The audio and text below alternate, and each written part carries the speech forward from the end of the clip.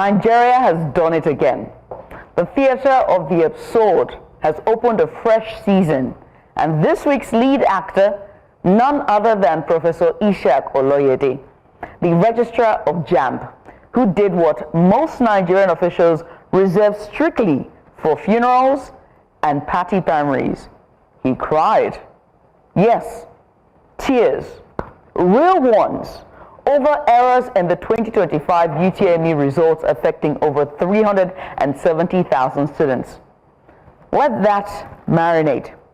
The same exam body that once held itself as the paragon of digital reforms, the gold standard of standardized testing in Nigeria, we have zero tolerance for exam malpractice game began, is now offering apologies with small sprinklings and garnishings of tears for systemic incompetence on a national level.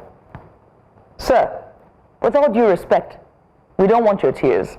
We want transcripts. We want truth. We want technicians who know what they are doing. But as usual, not in Nigeria.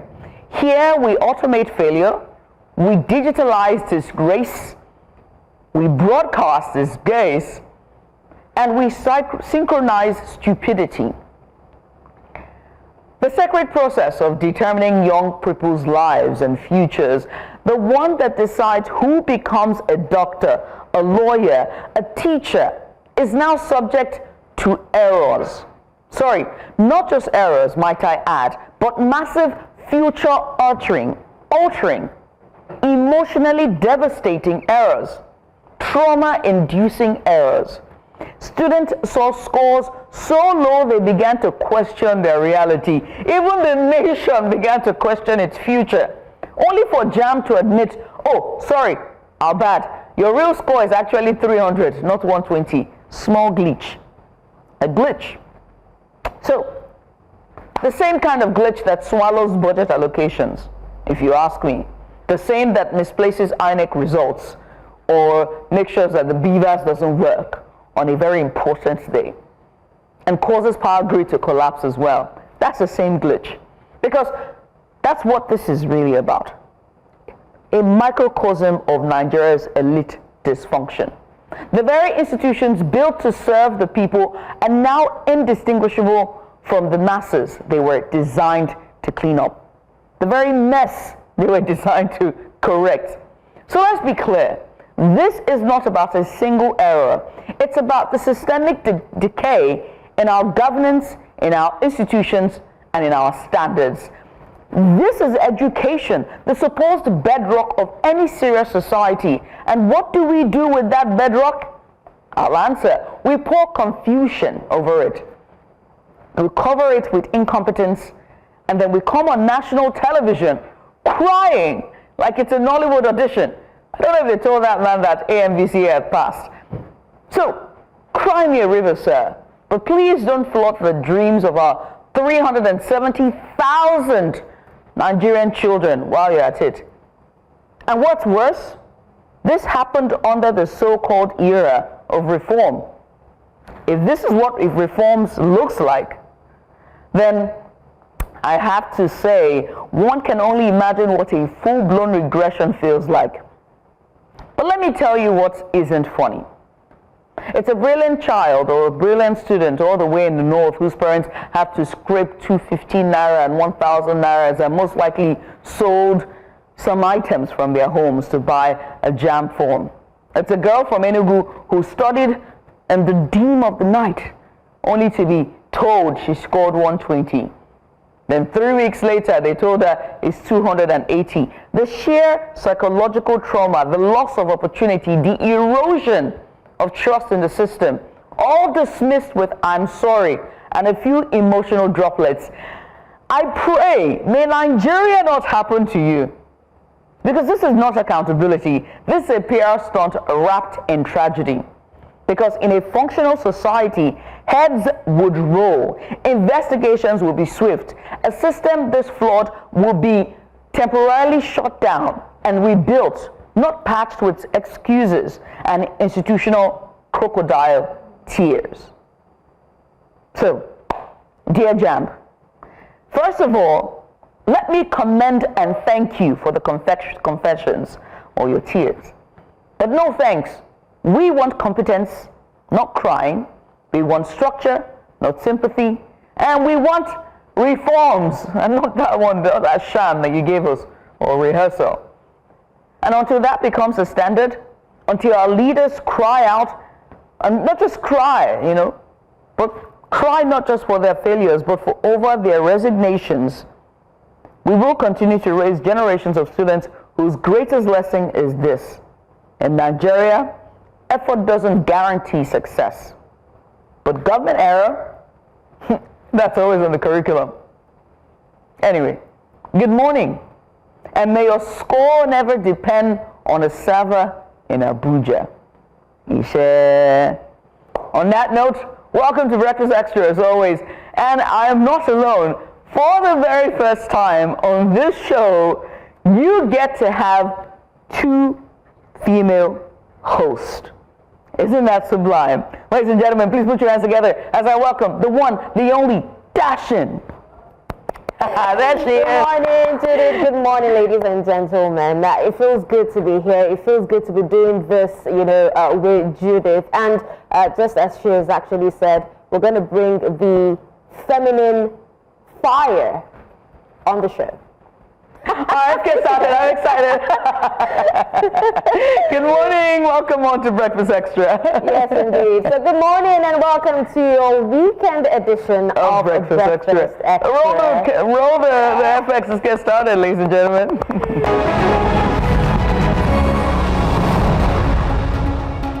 Good morning and welcome to your weekend edition of Breakfast Extra, where the stories are bold, the conversations are deep, and your Saturday starts with substance, and that's why we have two ladies here. Well, here's what we've got lined up for you today. Now, first, we're heading to Rivers State, where political tensions reached a boiling point at a new central town hall. And we speak to key players about what happened and what it says about the state of governance in the Niger Delta.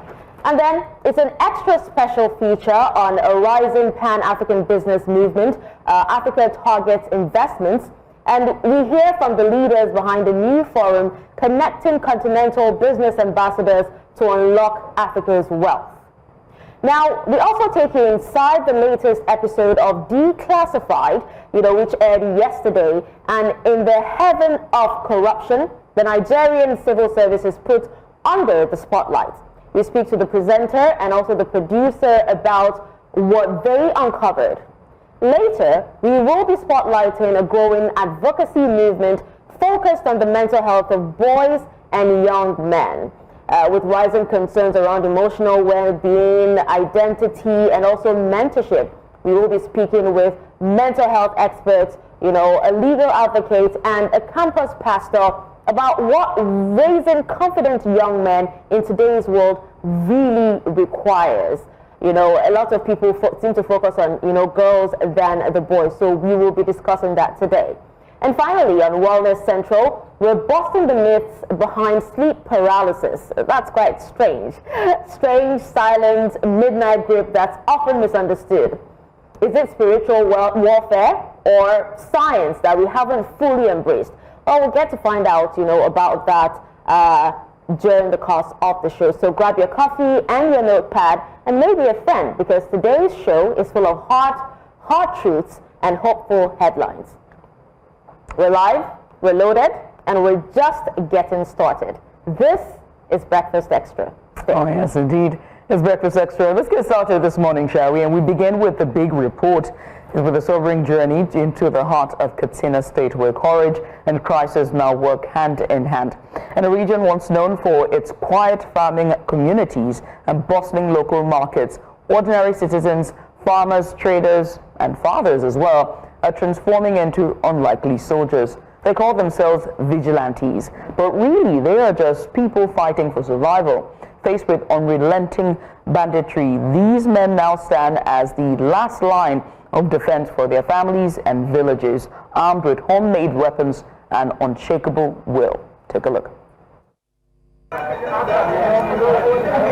Sadiq Kudewa once sold fish for a living. Today, he carries a gun to survive and protect his loved ones. Like hundreds of others across Katsina State, he never wanted to be a vigilante, but banditry left him no choice. Sun shigo garinmu a ranar Laraba suka ɗauki matar wani yayanmu, suka ɗauki ɗan shi, suka ɗauki wata matar wani abokinmu, suka ɗauki sannan kuma suka ɗauki tsoho wani abokinmu. To daga wannan lokacin naga ya kamata ma in aje wacce sana'a domin in zo in kare kaina, in kare iyalina, in kare haƙƙin mutanen garinmu, a mutanen al'umma ga Najeriya. This is the evolution of Katsina State vigilantes, from farmers and traders armed with din guns to a structured frontline force. Their greatest weapon, an intimate knowledge of the terrain, which even the most elite of Nigeria's security forces lacks. They know the terrain more than the security agents, and in most cases they know these bandits and their informants more than the security agents. And the good advantage of these vigilantes, they know the terrain, each and every one of them. If you go to Bazari, the vigilantes that are there, they know every nook and corner of Bazari, and they know the hideouts of the bandits. They know their capacities, they know their identities. Their tactics are inspired by trauma and pain. Many of them have felt the biting reality of banditry. They have become victims in their ancestral homes. Abdul Rashid Osman joined after surviving 4 assassination attempts. Barayi sun mani riko kusan kashi 4 neman su kashe ni, Allah bai kashe ni ba. Shine ya jaza ƙara ƙarfin gwiwa ta in rike wannan aiki. Saida Gambo, once a critic, picked up a gun when bandits kidnapped his grandchild. Abin da ya ja hankali na ya shiga bidiranci a da ni in ga ganne in na ga dan banga a da wani lokacin kyamar shi nake. Dalilin shiga ta wannan aiki tun ina jin labari wai sai Allah ya kawo bandit yan iska suka zo a garin mu, suka dauki sarakuwata, suka dauki jika na, suka dauki mata abokina. Their plea is simple. They want real military support.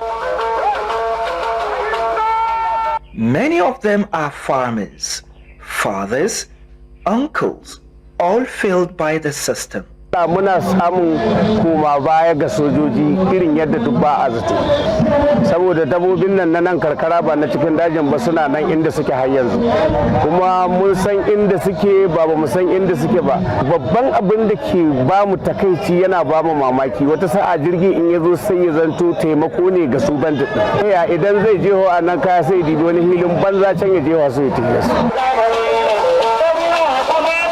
Until the war reaches its end, Katsina vigilantes say that they will keep fighting. The big question remains, how many more must trade their livelihoods for guns? In Katsina, for News Central, I am Jamil Mabai.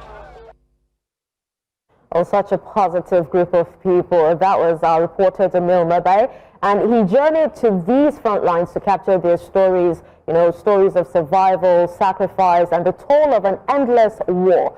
He also uncovered another layer of this tragedy, that's the silent screams of women in Wike, a community devastated by a cruel revenge attack by bandits. Women, young and old, were raped, left without access to medical care, justice, or even peace.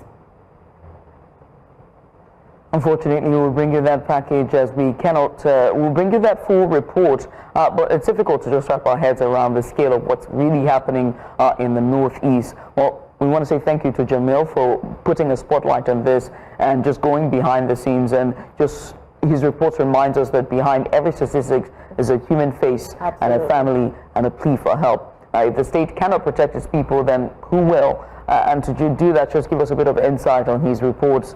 Jamil Mabai, he joins us live all the way from the Northwest. Jamil, many thanks for joining us. We appreciate you for coming on. Yeah, good morning. It's good to be here also. to you. I mean, your report has been quite emotional and quite gripping as well, whether it's from vigilante or the story of wide rape cases that we're seeing in these cases. Let's start with, you meeting with, those vigilantes. Let's start with the vigilantes first. You met with several of them. What struck you most about their motivation to take up arms? Okay, thank you very much. Like I said, their motivation is something born out of pain and, anger and the desire to protect their families and immediate environment. Because most of these vigilantes, it's not, like a formidable force that is backed by law. So it's more of like an informal, community security approach. And usually, they are under the control of the district heads or the emir of a region. So most of them are civil servants, are traders, farmers, and what have you. And, it got to a point where virtually most of the younger ones and the older ones whom were supposed to be, either enjoying, the fruits, of their old age, or doing one thing or the other. But, because of the banditry, they are left with no choice, but they just have to pick the gun. And you can have, the Kotiwa guy who said, when he sees vigilantes, he abuses them, he protects them. But when his grandchild, his cousin, and some relatives were kidnapped, that was when he realized that, okay, I have to also join this vigilante force. And, to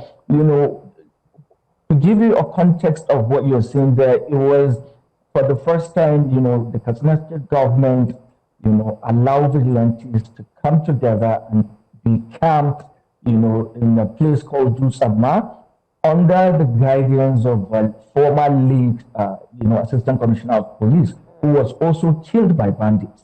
So there they were trained on tactical and operational use of weaponry and, equipped with knowledge on how to be the first line of defense, like a first aid before reinforcement comes. So this is just an overview of what they do, and their motivation for doing what they do is just to defend their communities, protect their family members, and the pain of losing their loved ones.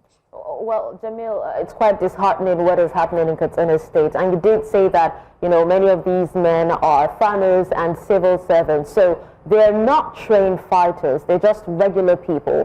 What kind of support, if any, are they getting from the government or, other organizations? Okay, the only support, like, the recent ones, if you can see the earlier guns they used were just normal DIN guns, but there is what we call Katsina Security Network. It is a group of concerned, retired military, police, and other paramilitary retirees who came back to Katsina and said, okay, we're going to form an organization and we're going to help and improve the tactical skills and the operational skills of these vigilantes and what have you. So they were the ones that provided the pump action, guns to the vigilantes, and the government provided the logistics and the collaboration also with the Nigerian police. They were camped in Dusama and they were trained for almost 6 weeks. So that's the support. But like I said, they are not backed by law, and sometimes, they face challenges with security operatives, especially when, there might be cases of extrajudicial killing or what have you. And to prevent that, when the current governor comes into office, he created another and upgraded version of the vigilantes we're seeing. He calls them the Community Watch Corps. And, those ones are backed fully by law, and they have a chain of command, and they were also camped and trained for almost 6 months, and they have been also posted back to their communities. But while all these things are happening, one important leverage of these vigilantes and community, watch has over, conventional or state actors is their understanding of the terrain. Because there is no way you can have a military officer from the southern part of Nigeria, coming down to Katsina State, maybe in Jibia or Pakai or Mabai, where he doesn't speak their language, he doesn't understand what they're saying, talk less of understanding the terrain. But these guys, like you've heard from the previous people, experts we interviewed, they know the bandits, they know their whereabouts, they were once living with the bandits in the same environment. So they know their hideout, they know how they think, they know how they operate, and they know how to get them. But what they are lacking is the infrastructure, the weapons, the firepower to fight or to match that of the banditry. And now we have bandits having access to GPMGs, having access to AK-47s and what have you. And now, the disadvantage is pump action cannot match it cannot match in terms of efficiency. It cannot match to AK-47. So that's some of the limitations these vigilantes are facing. And during the president's visit, the governor, appealed to him that his vigilantes, his community watch corps are using pump action, and they compared to what the bandits are having. They cannot defeat them. So he appealed to the president so that there is a law, I think, regarding the sort of gun that you can have or give to non-state actors. So, but if there can be another law that can allow state governors to equip or to give vigilantes AK-47, that will really make a game changer in the fight against banditry. Jamil, let's turn to Bakai, if you will. Those accounts from survivors about the mass rape cases that you reported on, it's quite heartbreaking and heart-wrenching. How did the community explain, why they were targeted so viciously? What was the reason for these attacks? Okay, what happened was, Makai is a community under a local government, and there was a military operation that happened, and the bandits said it was the people in Makai that tipped the military on their whereabouts. So because of that, or as a revenge or to send a signal, the bandits now stormed the village and began to rape women in the village, and not just women. For context, older women, were raped, mothers were raped, wives were raped, daughters were raped.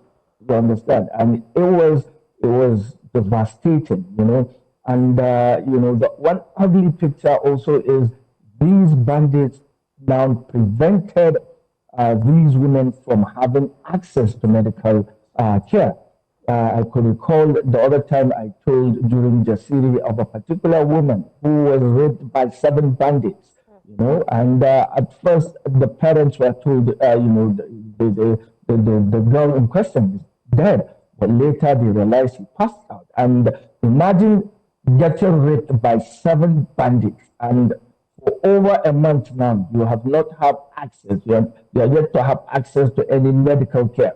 There is another woman who was with her children and the husband when the incidents happened. The husband ran away, and she too ran away with one of her daughters. She left the others in the village because of the trauma. It doesn't, for a mother to even leave her children, at home and run for her life. While running and being chased by 2 motorcycles, she fell down and she was raped there and then in front of her daughter. At that point, she told me that she prayed and wished God would just take her life. But one thing, she was glad at least there were no people to witness what happened. And that brings another conversation with regards to the stigma attached to this. Even ladies in urban areas, in urban cities, find it difficult to open up when they get raped. Now imagine people living in rural areas getting raped, where a simple sneeze can be heard in the next house, in the house next to your place. So there is a lot of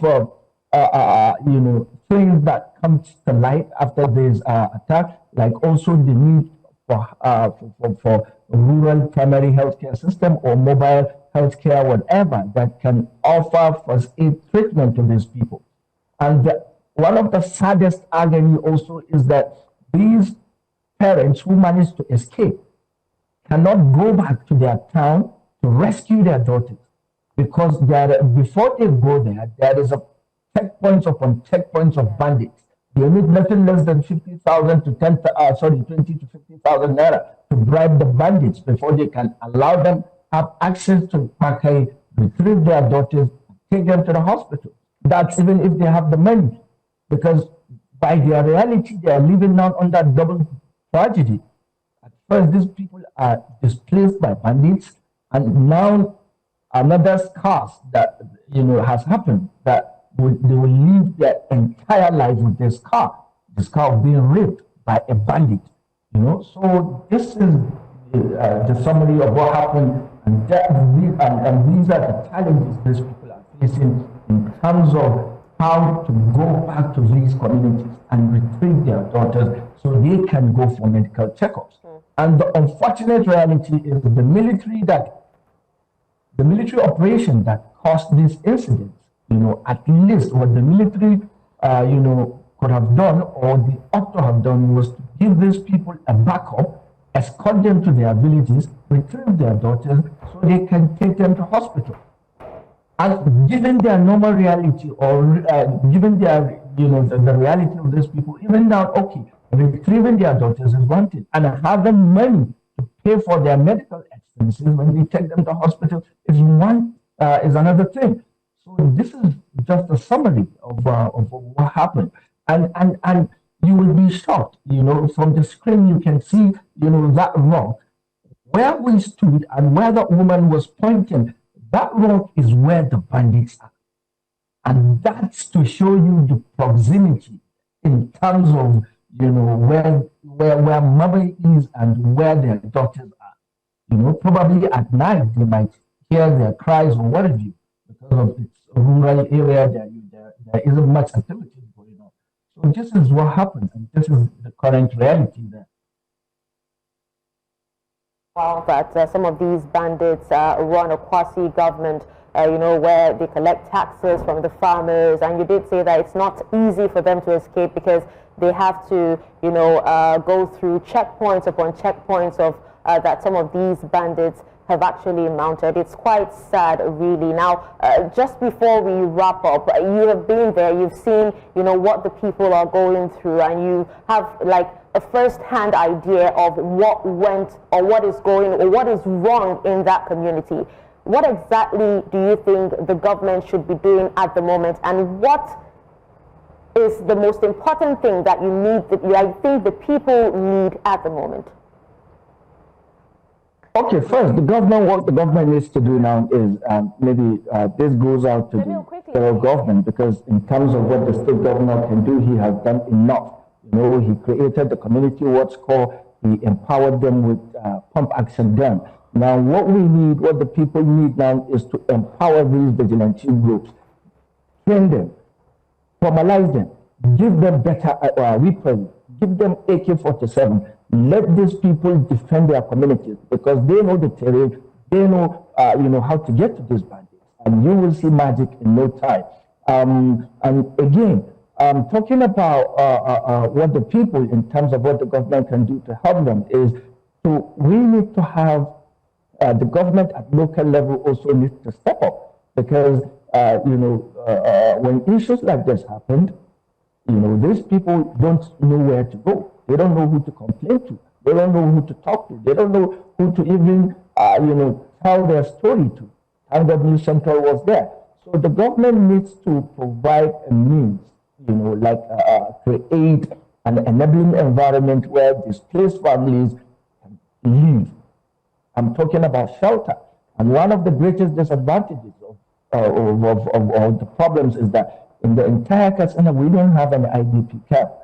So displaced families find it difficult to survive after leaving their environment, because when they live there, they left everything back home. Their their economic leverage, their whatever they have, they left it there in a different environment, and they don't have a place to sleep. And that was what resulted in most of the people, they had to go back to Akai, because for 2 years they sought refuge in Nabai. But famine is coming, and the bandits told them that, okay, they can come back to Akai and farm.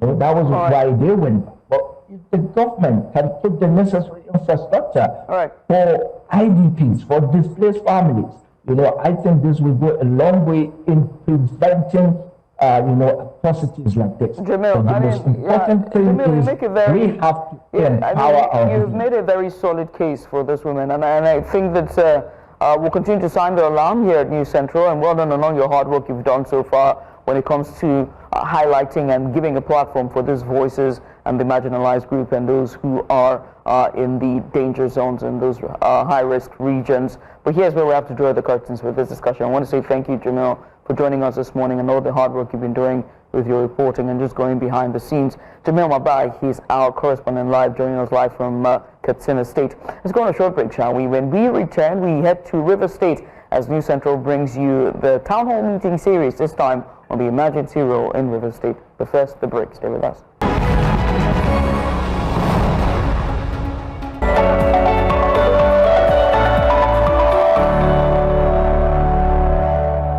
And welcome back. Let's continue with our very first big story for today.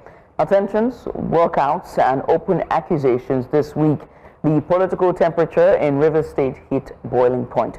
But in the midst of the unrest, News Central stepped in, bringing key stakeholders together under one roof for a town hall meeting that turned into more than just a conversation. It became a confrontation. So welcome to Big Story for today. We spotlight the chaos, the courage, and the cracks exposed at the News Central Town Hall series in River State, where warring political factions clashed on live television over governance, insecurity, and the mountain calls for the removal of a state of emergency. It was held in the oil-rich city of Port Harcourt. The town hall was meant to be a platform for dialogue, a bridge between leaders and citizens. It was a very interesting town hall meeting indeed, but it quickly spiraled into a fiery exchange of blame and bitterness, exposing the deep fractures between the political camps of Governor Fubara and his predecessor, that's Nyesom Wike. Now, at the center of it all, a restless citizenry demanding answers, accountability, and a return to peace. Well, joining us now to unpack the fallout and the way forward, we have Chibike Kenga, Publicity Secretary of the APC in Rivers State, and we will also be joined later by Joe Hansen, Team Lead for Breakfast Central here at News Central TV, who helped coordinate the town hall. Yes, indeed. And also joining us virtually is Dr. Ibituru Pepper. He is a senior lecturer, and he joins us live as well via video. Gentlemen, thank you so much for joining us. We appreciate you for coming on. Thank you, and good morning. Good morning to you. Let me get started with you, Mr. Chibike Kenga. I mean, during the town hall, tensions escalated quickly between political representatives. Why do you think this happened, and do you believe the APC has been fairly represented in this ongoing political crisis? I actually didn't, get your question very clearly. I was asking about, the tensions that happened during when there was a breakdown or sort of in communication, and there was somewhat of a confrontation. I was asking you what really happened, at that point, and whether or not the APC has been fairly represented in all of this imbroglio. Okay. If we're looking at the problem in River State, if you ask me, there's really no problem in River State. There are just exchange of words, there are rhetorics and so on from supporters of both parties, the FCT minister and that of Governor Fubara. It's just a war of words. Between the two parties, I think there is nothing actually going on. It's a problem between father and son. And then I think that resolution wouldn't be any much problem. The two of them only need to come together and just talk. Dialogue is the only thing that would help. And from what we gathered so far there is ongoing dialogue. But those outside don't really know what is happening. And so they escalate tension, trying to create tension where there is none. Anybody who is in Rivers State would know that there is peace. If you want to call it graveyard peace, let us say, but there is actually peace. But the only problem is that the war of words from both sides tend to make investors and people not to want to come into Rivers State, and somehow it's affecting the economy of the state. That is what I will say. Outside that, and the outburst there during the town hall meeting, where some persons in support of a particular group would want to disrupt others who genuinely want to speak up and just chat a way forward. That's just what really happened. Outside that, I will tell you that there is calm in Rivers State. Rivers people are hospitable people. They are not people who really want problem in any way. And so the soonest that this whole hurrah is settled, the better for us as a people. Let me come back to you, Mr. King. I asked this question earlier, whether or not the APC was represented fairly, during that town hall meeting. No, I'm talking to Mr. King. Hang on just a second, Doctor. Let me get Mr. Kinga's fair point, because he's the publicity secretary for the APC. Mr. Kinga, was the APC fairly represented in this ongoing political crisis, giving the town hall meeting, and also there was a sort of a breakdown or a confrontation that happened during the town hall series? Can you give us your own perspective as to what really happened, what unfolded during that confrontation? Okay, thank you, Judith. Firstly, the News Central anchor did mention that they are here for peace, and that whoever is willing to speak must speak in such a manner that will encourage the peace process. There were other laws that we made that will guide proper conversation, and we all subscribe to it, or subscribe to all of them as they were. So what happened was that in one of the situations, some guy named Ibanebo had a microphone, and he resorted to deriding, casting aspersion on the revered FCT minister, and some of us felt that he had breached the laws we made and needed to be shut down. And that was what we did. We insisted that, having broken a law that he also subscribed to, we must stop him from speaking, because he was creating more division than trying to support the peace process. We insisted, we continued to insist that he must be stopped, and he was stopped, and we progressed accordingly. So to ask whether there was a crisis between the FCT minister and his team, the FCT minister is the benefactor of Governor Fubara and the House of Assembly members. You'd recall, you have the details, that this crisis is between two arms of government. The executive led by the Governor Fubara, and the House of Assembly led by Right Honorable Martin Samebuli.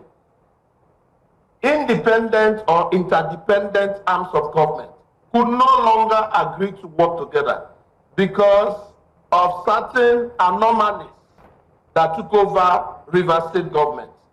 You'd recall that some of these details have been addressed by the Supreme Court, and we have those facts before us.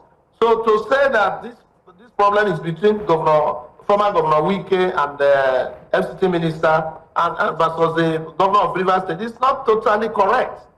The reason why former Governor Wike and FCT minister is mentioned is the fact that he's their benefactor. He's the leader of their team. So when the two arms of government, which are loyal to him, started disagreeing, he had to step in to ask that let due process, let constitutionality be followed.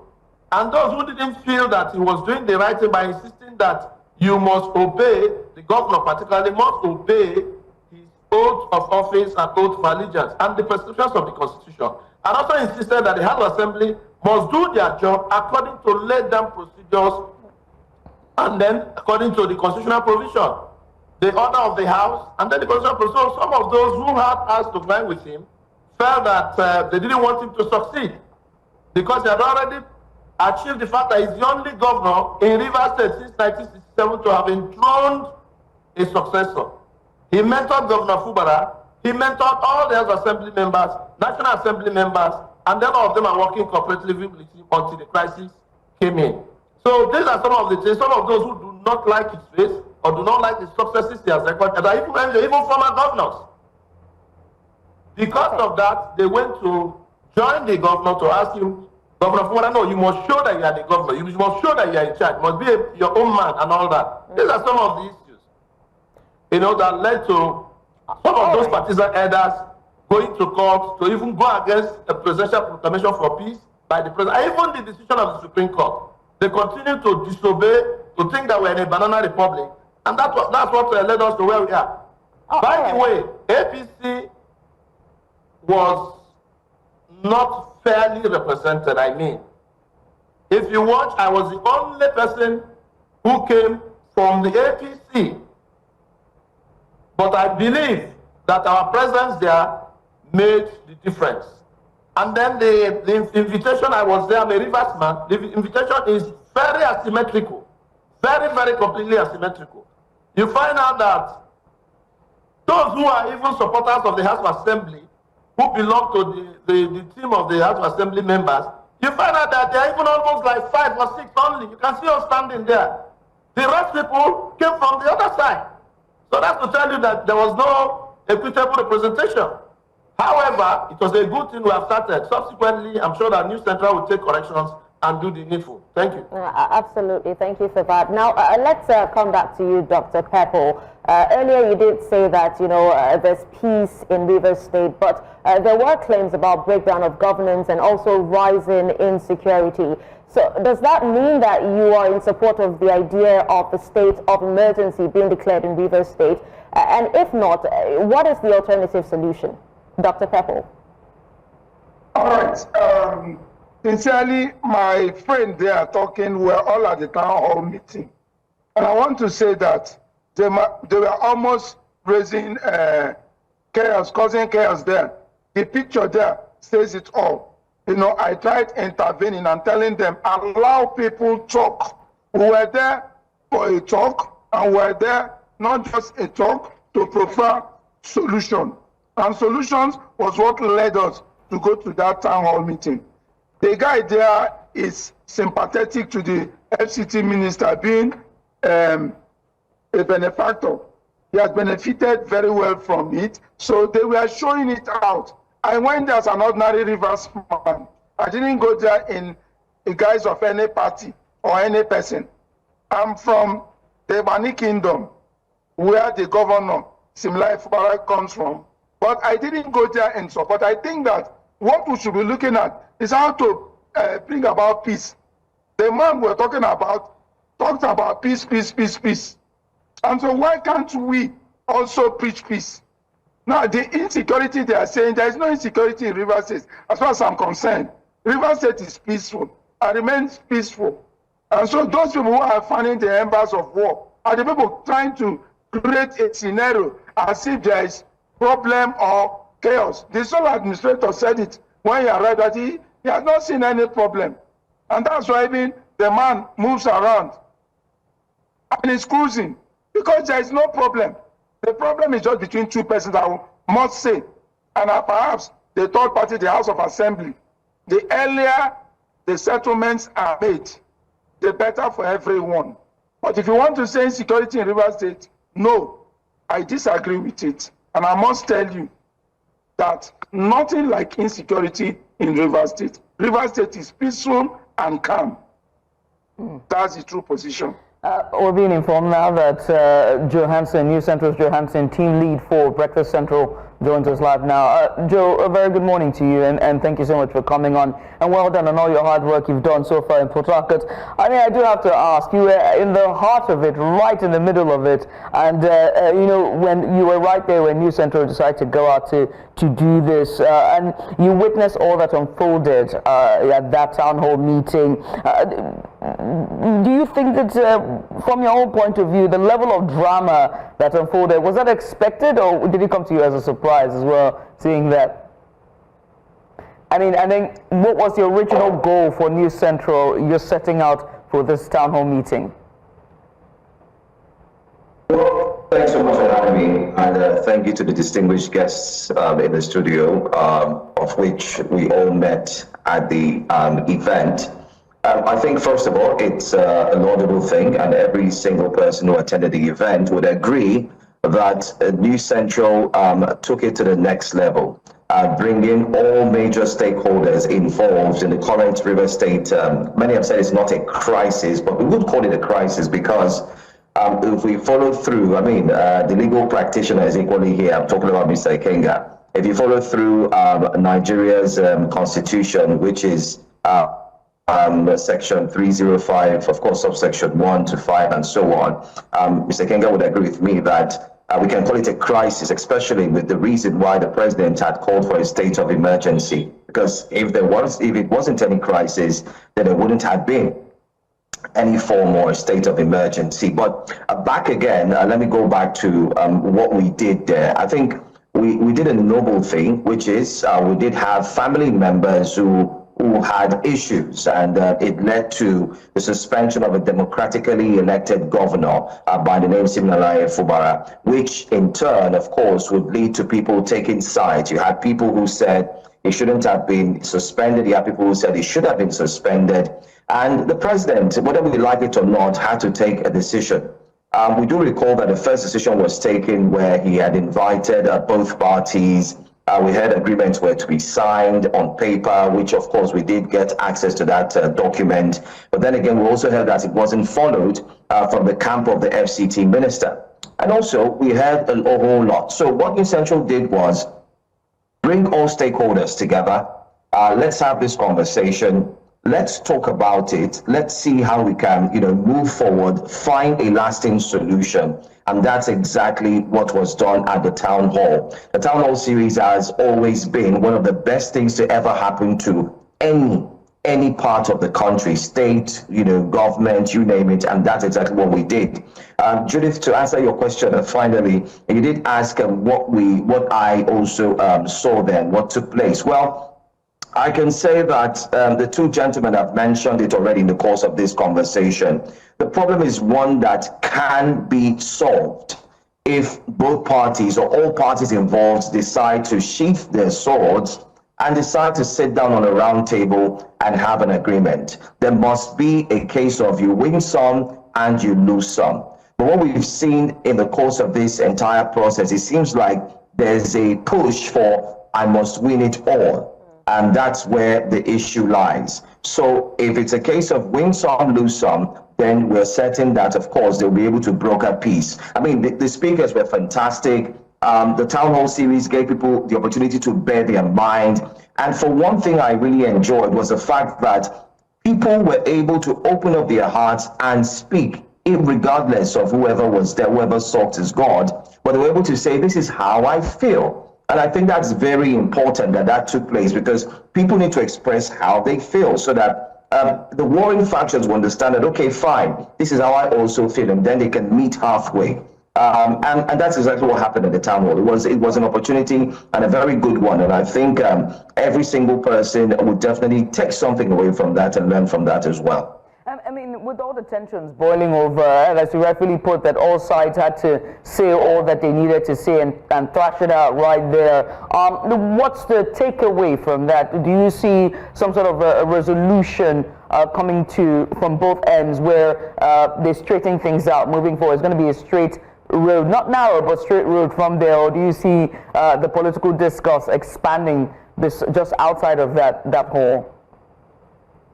Absolutely. I think the crescendo really mattered when we were getting towards the end of the entire event. We did have the president of the Ijaw youth who also came to speak. He had talked about a reconciliation process that is taking place, of which he is equally involved. So he had mentioned that, he did crack a joke and say that the both parties that were warring were going to settle on top of their heads. I mean, when he said their heads, he was talking about every single faction that were fighting. And he kind of like made it clear that, listen, this fight it doesn't warrant anything. Rather, let the parties sort their issues. And I think the town hall was able to do that. It pinpointed the fact that, he made that expose that, there's a settlement process ongoing of which he was part of, or he is part of. And then during the end, the MD and editor-in-chief of News Central, Mr. Kayode Akintemi, also was able to pull out some of the major voices between the warring factions, because that's what it seemed like. It was a warring faction. And then they all came together to express what they really look forward to, that they're looking forward to have an opportunity whereby people would come together and have peace, and that's exactly what we saw. So there was a peace accord, let me use that word, permit me, even though we use that word during the political season, but then again, we see political parties differing, but there was a peace agreement that was made there. A rep and a very well-spoken person of the FCT minister's camp, Mr. Mewule, said yes, he was going to speak with the FCT minister and he was going to push for peace, and that's exactly what he said. While on the other hand, a human rights activist, one who had supported the FCT minister during his tenure, and one who is strongly behind the current democratically elected governor, known as Governor Fubara, otherwise known as Anne Inkill-Briggs. She also said that she would sue for peace, and that's exactly what they want to do. Not forgetting to the Labour Party chair of Rivers State, who also spoke as well. She also said she would also push for peace. So at the end of the day, we're able to achieve one thing. We've actually run out of time at the moment, but thank you so much for giving us that update, and would love to thank Mr. Ikenga and also Dr. Pepple for their time with us. It was quite an intense town hall meeting. Thank you so much. Thank you very much, gentlemen. Let's go on a short break, shall we? When we come back after the break, we'll bring you the breakfast headlines. Stay with us. Let's go on a short break, shall we? When we come back after the break, we'll bring you the breakfast headlines. Stay with us.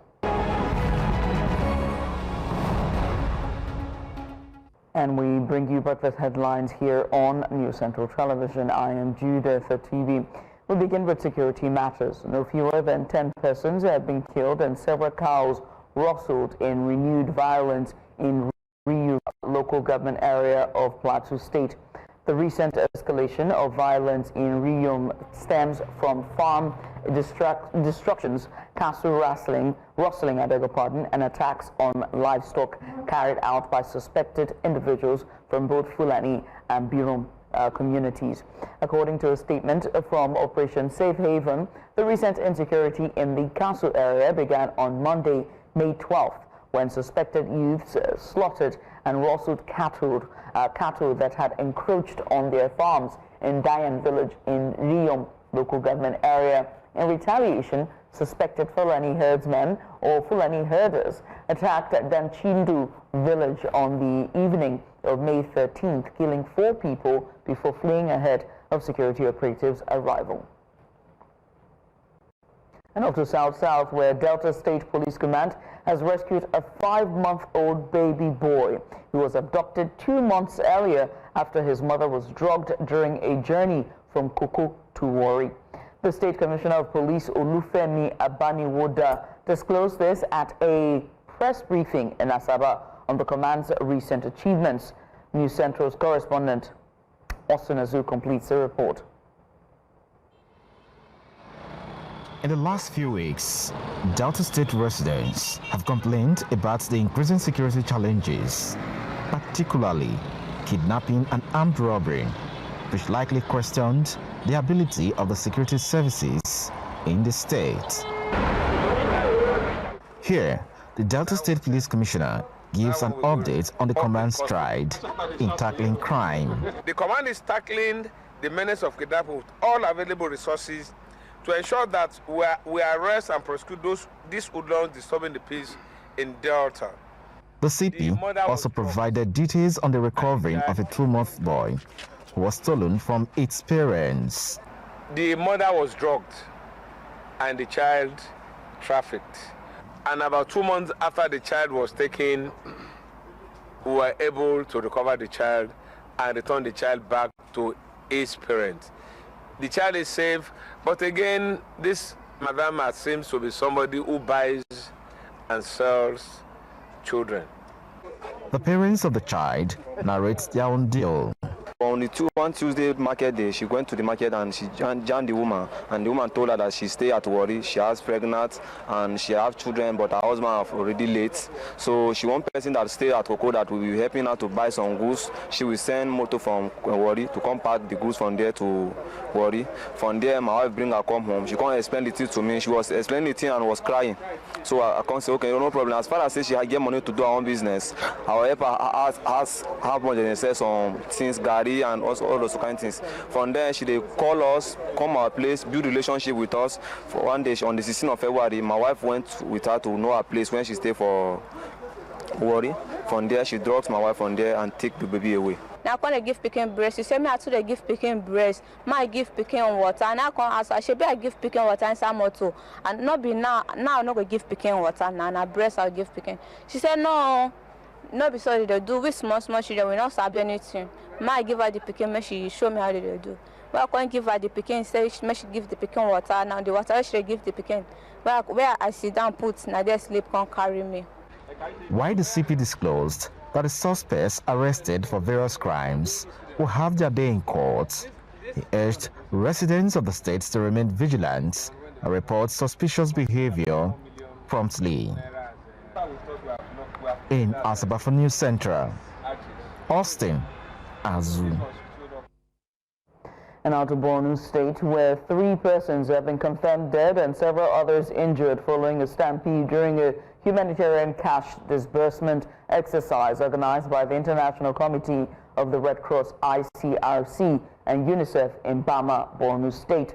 Eyewitnesses say the stampede occurred on Thursday at the Gasagula Primary School, one of the designated payment centers in Bama. Beneficiaries had gathered to receive a flat rate cash assistance of 28,000 naira 500, and that's 28,500 naira. The situation reportedly went out of control as the crowd surged toward the school gate, resulting in a stampede. The deceased have already been released to their family for burial in accordance with Islamic rites, while the injured have been hospitalized. Now to education, as students retake the 2025 UTME examination due to JAM's technical glitches, candidates expressed their concerns while hoping for better scores. Parents, however, call for an overhaul of the entire system due to the examination's rigorous process. News Central's Omolola Ololade visited one of the accredited JAM centers in Lagos and filed this report. Take a look. Of the 2025 UTME patiently waiting to retake their examinations in one of the accredited JAM centers in Lagos.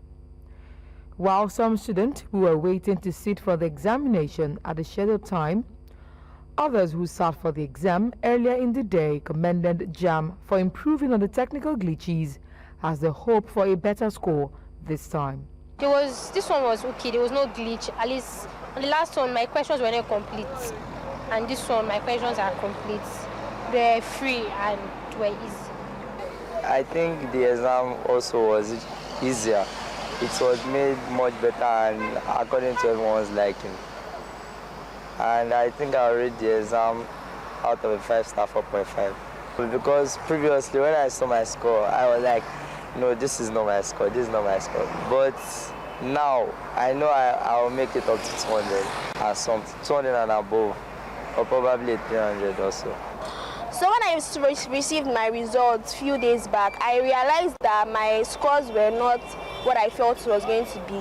So I was disheartened, I was feeling bad, but now that I've rewritten the exam, I feel a bit better and I feel a bit confident that I'm going to do better now. Thank you. Some of the parents present at the JAM Center expressed their dissatisfaction towards the examination body, emphasizing that the entire process of writing the exam is a rigorous one for the candidates, hence an overhaul of the entire system. This 6:30 is too early for you to wake up. Some like one girl, she missed her paper today because of the 6:30. She said before she could receive the message, it was late, and she's coming from far. She has to miss that exam. It's not good. They should do something about it. A rigorous procedure. For somebody to wake up as early as before 6 and we are coming for an exam then, irrespective of the transport situation in Lagos and others. So I think it's cumbersome. I don't cherish it. They should review the process. About this jam, it's not funny at all. It's not funny. It's so stressful. So stressful. And the time they gave us was too short. I beg, even the children said they're frustrated, they're tired. Most of them are writing Wike now. Some that have paper have to leave their Greek today to come and write the jam. And the time they gave is too short. And many said might not even know that they are writing it. At least 379,997 candidates across the country are affected by the technical error, while approximately 206,610 candidates, 65 centers in Lagos State, are participating in the 2025 UTME receipt. In Lagos, for News Central, Omolola. Many thanks to our correspondent there, Omolola Ololade, on that report. That's all we can take for breakfast headlines. We'll continue breakfast here on News Central Television. I am Judith at TV. Don't go anywhere.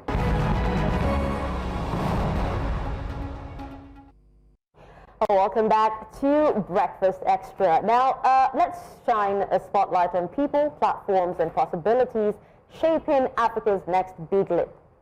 This morning, we're zooming in on an exciting new movement that's drawing attention from boardrooms to startup hubs across the continent. It's called the Africa Investment and Business Ambassadors Forum, an initiative driven by the Global Initiative for the Advancement of Africa. Now, at its core, this forum aims to unite Africa's brightest business minds, government players, and diaspora influencers, all with one shared goal, and that is to unlock strategic investments and create an ecosystem of wealth that works for Africans by Africans. Now, from Lagos to Kigali to Cape Town, the continent is buzzing with potential.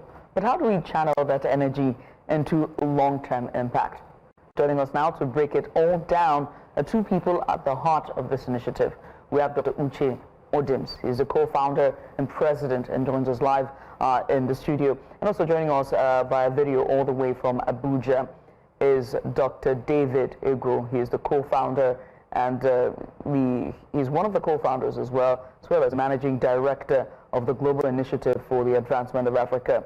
Gentlemen, welcome to the program, and it's great to have you both join us this morning. Thank you very much. Good morning. Thank you for joining us. Let me start with you, Dr. Odims. Thank you as well. Let me start with you, Odims. This forum is being, it's about Africa targeting investment business forum, business ambassadors, Africa's ambassadors. Why now? Why now? If not now, when? And if when should it be? It has to be now. Of course, looking at what's going on right now, every country that means well for her people actually look out for investment and trade for action. But this time around, we are not just looking out for a nation, we are looking out for the continent. That's why the program is tagged Africa Ambassadors Economic Forum. If you notice what's going on, almost somebody might ask a question and say, why are you doing it in America and all? America is very important in the scheme of things. You see what's going on? The president of India, since Donald Trump started increasing the tariffs, slamming countries upon countries, all kinds of stuff. Everybody wants to go and negotiate on how they can actually better their continent and all. And this particular program is coming at the right time. It's going to be happening in Washington, D.C. on the 18th to 20th. What we are looking at is practically two major things. We are looking at trade. We don't want the normal trade that's been happening in Africa, whereby people will just come, take the mineral resources and leave without adding value. So we are looking for value-added trade in Africa. And the second major thing we are after is leadership. These are the two major problems in Africa. I was speaking in a conference the other day. I told them something. I said, all the demons in Africa is dead. We have great men of God in Africa. All the devils, all the demons, they've all died. The kind of prayer we pray here and all. But there are two major problems in Africa now, which anybody that means well for the continent should pay attention to, which is number one, leadership. The second one is value-added trade, not just trade. The normal trade has impoverished Africa, has kept us where we are. So what this program is all about, the discussion, the discourse about the Africa we want from now till 2035. That's the agenda we're focusing on right now. But ultimately 2063, but we are looking at the African Ambassadors Economic Forum. 10 years from now. 10 years from now, yeah. And we normally say this, that in 10 years from now, we trust God that at least minimum of 5 African countries will be a first world nation. You can say amen wherever you are. It's going to come to pass. Well, still on you, Mr. Odins. Now, you talked about leadership, and we actually hear the word business ambassadors. Who qualifies to be a business ambassador, and what exactly do they do under this initiative? Okay, beautiful. This question was asked me in SCBC South Africa the other day. When we say ambassadors, it does not mean, of course, we are partnering with the African Union. Yes, African Union ambassadors across Africa. But it doesn't just mean only ambassadors, no. Anybody that means well for Africa, you're a trader, you mean well for Africa, you run an NGO, you mean well for Africa, even News Central is an ambassador to Africa. Anybody that means well for Africa, not just a government official, is an ambassador to Africa. An ambassador is a representative. Our entertainers are ambassadors to Africa. If you look at Africa right now, the entertainers are making us proud. Really proud, and it's interesting, and it's worthy of note that the various areas that a lot of people have made up their mind, especially the young people, have made up their mind to represent Africa is doing very, very, very well. And those are ambassadors in the area of tech doing well, in the area of medical health and all the rest doing well. So ambassadors means you and I representing Africa, and that's how we can build a global Africa that we want. So that's just all right. Let me come to you, Dr. David Egu, and talk about, the growing demand for sustainable development. It's not just development for Africa, but also sustainable development as well for the continent Africa in and of itself. And I have to ask you this morning: do you see that happening? We've seen startups, we've seen tech evolve and change. We've seen the biggest unicorns come out of Africa as well. Maybe not the biggest, but we've seen some unicorns come out of Africa. What does the forum seek to do when it comes to sustainable development for the continent? Okay, thank you very much for that brilliant question. And I must go straight into it. Why? Because a lot of people don't understand that when you talk about sustainable development, you must also talk about partnership, right? Africa is doing great, but Africa must consistently seek for global partners that mean well for the continent. So that's why sustainability comes in. And I think the essence of this event is to create a platform where all the leaders within the continent, whether they are in the private sector or public sector, to come together and begin to look at critical areas that are of critical advantage to the continent. What you may consider as low-hanging fruit. Just like you rightly said, technology is one of those areas. That's why we are big on that. And infrastructure development is also one of those, because that is actually the driver of economic progress for any continent. Africa needs to connect with itself. I recall just about a few weeks ago, I and my team, we traveled across West Africa, right? We have to go to Ghana, from Ghana, went to Sierra Leone, then went to Liberia, and we got back to Nigeria. And it was shocking to most of the people who haven't traveled through that route before to realize that it's even a lot more difficult to travel from here to Liberia than it is to travel from here to UK, right? Because there are no really direct flights to all of these areas. So Africa needs connectivity.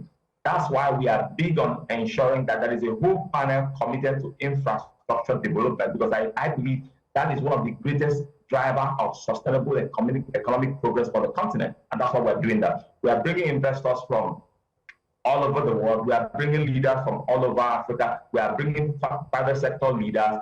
And all of these ideas is to focus on areas that are of critical importance to the continent, where we can unbundle transformation for the continent. So for me, partnership is very critical. That's why, just like Dr. Uche earlier mentioned, he said people are saying, why United States of America? You can't ignore United States of America from the scheme of things as far as Africa's progress is concerned. When you even look at the volume of trade across Africa and those continental countries that are part of our major trade partners, you look at China, you look at European Union, then you look at United States of America.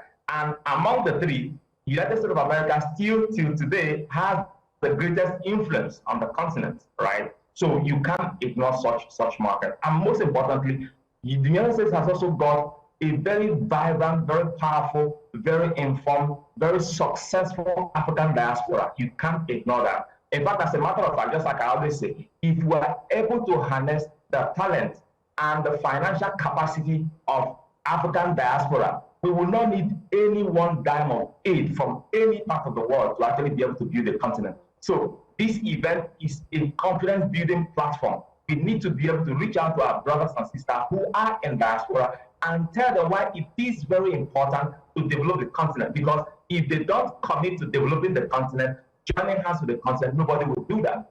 Because all the other people who would want to do that have personal interest. But their interest is to ensure that the continent succeeds, and we are making progress as a continent. So for us, this event is so critical. We are looking at all the key areas that are very important to the continent. Energy is very critical. Infrastructure development is very critical. Technology is one of the biggest drivers. We are creating opportunity for stakeholders to come in.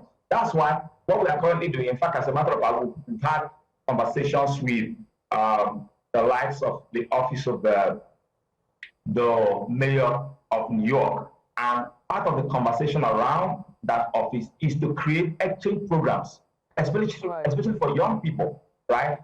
Young people who want to leverage, because already Africa is booming when it comes to technology. But we need to do more because our numbers are a lot. We need to create viable exchange programs that could actually increase our capacity and increase our confidence as far as that sector is concerned. Right. I mean, we're pretty much out of time at this point, but everything sounds exciting and interesting and also well anticipated. So I have to ask, when is this happening? Where is this happening? And do I have a flight ticket with my name on it? Okay, very well. The program is coming up on the 18th of July, 18th to 20th. So 18th and 19th is all about business, B2B. That's what it's all about then. Of course, on the 20th is all about sites, tourism, and all the rest. In Washington, D.C., at the Africa House, that's where it's holding. And it's really very big. Like the likes of PLO Lumumba is speaking at the event. The likes of Ericana Showombre, the former African Union, one of the foremost voices in Africa, the current president of Liberia, Petre Bryston, member of the European Parliament. Even he mentioned Eric Adams, the mayor of New York. I mean, it's massive. And all of them, like the New York mayor and all, they're talking about how they can have exchange programs with Africa. So if you are in government, you want to have opportunity to actually help your people, this is a very vital platform that you can actually use to help your people with exchange programs and all. So it's going to be awesome. July 18th to 20th, live at Washington, D.C. Yeah. Live indeed. And I shall be there. Yeah, you shall. There we go. Well, gentlemen, I must say thank you so much. Dr. David Egu, he is the MD and co-founder of Global Initiative for the End of Africa, and also here in the studio with me is Dr. Uche Odims, is the co-founder and president as well of this initiative. Get your tickets ready. Go check out the forum, and also to other business ambassadors, please check it out as well. Gentlemen, thank you once again. Let's go on a short break, shall we? When you return time, we get our magnifying glasses and look at the haven of corruption, a civil service story. After the break, stay with us.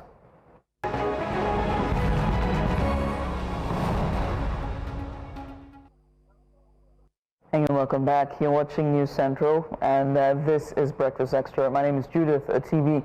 Of course, Dashan Usman is here with me.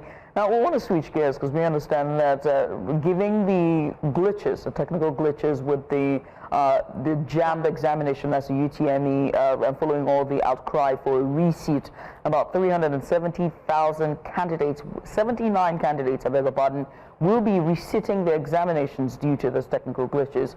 And to that, we have our correspondent who is on ground in Lagos State at one of the computer-based testing centers, and that's none other than Israel Iferobo, and he joins us live now. Israel, very good morning to you, and well done. Tell us what's the latest with you, and where are you at the moment?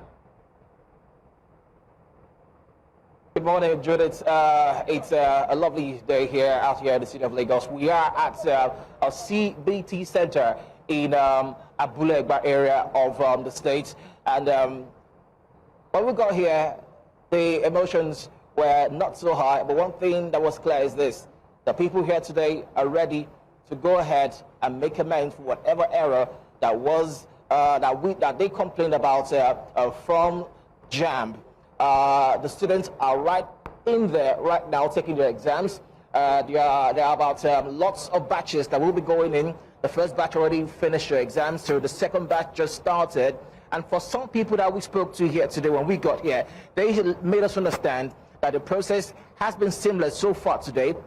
They are eager to find out how this will all pan out for them, and they're hoping that every sort of complaint that was observed during the last exams before this retake will be addressed promptly and fast. Well, I have Damilola here, who actually just came out from the exams. Let's hear her thoughts on how the process went today. Damilola, thank you. This is News Central TV. You were one of those who wrote the exams the last time. How different was this one today? Not really so different. The questions were still similar to the one they gave us the last time. And I saw most of the questions I know, so it was quite easy. I think they will have something to do. So lots of people complain about glitches here and there. Some people were being logged out. You know, such complaints. Did you experience that this time around? Were you able to finish and submit by yourself? Yes, I did. Submitted by myself. I finished it all. Quite easy. Are you hopeful that this time around, your result, when it comes out, it will be your own result, not something else? I'm very certain, because I know what I did there. I know it will come out in success. And I wish you all the very best, Dami. Thank you so much. There you go. That's just one of the students who was inside a while back and who spoke to us just now, and she's hoping that this will happen. We'll have some parents here who also will be speaking to us about this. This is Mr. Chris. Mr. Chris, you are here. You've been here since morning. Yes. How has the process been like? Really, the process is very, very cordial, and I commend it for that one. It's very well organized.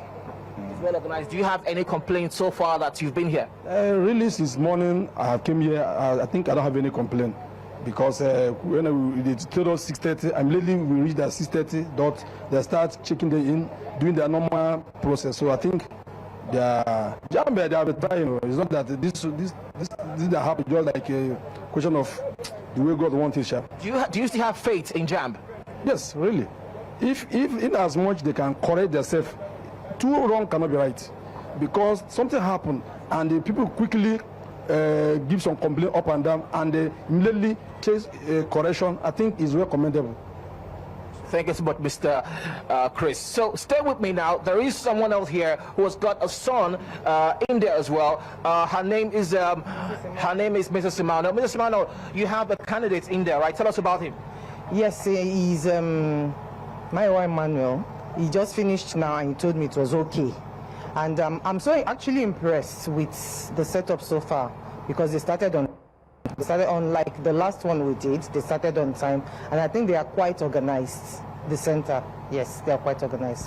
So do you have any complaint whatsoever about the process today? The process has been seamless. It has been seamless. They started on time. They told us to get here 6:30, that they will start 6:30. We got there before then, and they called them in like past 6, and they went in, and he just came out now, and I asked him and said it was just very okay. Compared to his last experience, this was very okay. So are you hopeful that when results come out eventually, it will be his own results? It has to be. I can't say. It depends on their system now, because that was what the problem was. But to the best of my knowledge, what he did, yes, is going to be his results. So after this whole saga with JAMB, the results, retaking the exams, do you have any word, any sort of advice for JAMB? JAMB, we write exams online. Rather than do this CBT, going to centers, they can do it in the comfort of their homes with their own laptops. There is a camera that will capture you. If you stand up, then it's cancelled. We can do this seamlessly. It's very simple. We just need to get it right. But so far, thank you. We never expected they were going to call us back, but they did, and we're happy they did. We're happy they did. Thank you very much. So there you go. So that was another concerned mother here who is indeed excited, happy to say, hey, JAMB is doing the right thing, calling them to ensure that the mistakes that were observed in the last exams are corrected. And they are hopeful that JAMB will put things together. Policy, of course, does matter this time around. How will JAMB navigate all of these processes going forward? It remains to be seen. Well, Dashan is back to you in the studios. All right, well, Israel, we did actually, there was a report earlier by our correspondent Omolola Ololade, and some of the parents actually complained about the fact that this receipt was actually too early, and some of the students did miss out on writing the exams. Do you have an idea, you know, they're going to give these ones who have actually missed the exams completely, you know, a chance? Well, indeed, Dashin, all I can say right now is this. There were some meetings between JAMB, NECO, NAPTEP, and of course all that bodies writing exams in this period. And JAMB did say that they picked to be the first body that will write exams, and they simply could not have shifted the exams more than 2 weeks, like it was suggested in the media and the public outcry. Basically, some students, we have been told, missed the exams yesterday. Agricultural science paper from the West African Examination Council. There were their complaints here and there. Not all of them did miss that paper, but we're hoping that based on the very, very sensitive matter, sensitive nature of this whole issue, they will find a way, it's not confirmed yet, but they will find a way to ensure that these students will be able to retake the exam that they missed yesterday because they participated in the receipts for JAMB. So that's the much that we seem to have lost Israel there. Israel Ferobo there, he's our correspondent joining us live. He joined us from a accredited computer-based center for the receipting of the UTME examination, which is being conducted by JAMB. Let's go on a short break, shall we? When we come back, we've got an extra special just for you, or rather, for the boys and men. After the break, stay with us. Welcome back, and we do hope that you're having a good time, just as we are in the studio. Now, yesterday was the International Day for the Boy Child, and this morning we're zooming in on a conversation that doesn't get enough airtime, and that's the emotional and mental well-being of boys and young men in Nigeria. Now, for decades, society has actually told boys to man up, to bottle emotions, and to also equate vulnerability with weakness. You know, not to cry, and so many, you know, advice. But this particular mindset is actually proven really, really costly. So today we're going to be focusing on this and more, and also majorly on the boy child. But first, let's bring you this report earlier that we filed in, we brought to you earlier this week. Take a look at that report. Every May 16, the world turns its attention to the boy child, an often overlooked figure in conversations around child development. In Nigeria, boys face a unique mix of challenges, from peer pressure to societal demand to appear emotionally strong, to high school drop rates and exposure to street life. And I feel concerned for them because we are not really talking about them, and I think they need our attention, and they need our attention. But the society is not paying much attention to boys' child. For many communities, raising a boy is still tied to outdated ideas of masculinity. Every citizen of this country believes that in every culture, that a boy's child is more preferable than a female child. Otherwise, thinking of maybe he'll be the one to take over from the parents if the parents are gone, it gives the boy so many, giving a lot of pressure that makes him sometimes, you see him start losing steps. While experts identify schools as key players in the boy child's development, some say many boys struggle with poor academic performance, bullying, and societal expectation that label emotional reactions as weaknesses. If you go to schools now, when they are doing prize giving day, you notice that girls are really taking the lead. They are taking the lead academically, and we need to pay more attention to boy children because they are going to grow up to be people's fathers.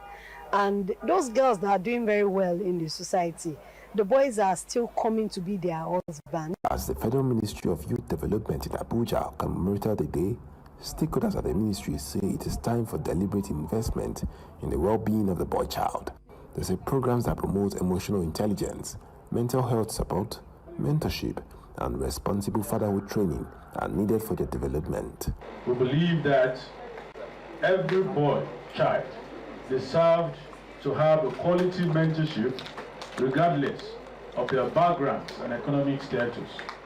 Therefore, this initiative that is coming like this, we can provide our boy children with the support they need to succeed. We can help them to develop the skills and value they needed to become the responsible and be productive to the society. As Nigeria celebrates the boy child, the message is clear. Boys are not just future leaders, they are children that must be protected, supported, and heard. In Abuja for News Central, I am Joshua Imarai. And you're welcome back.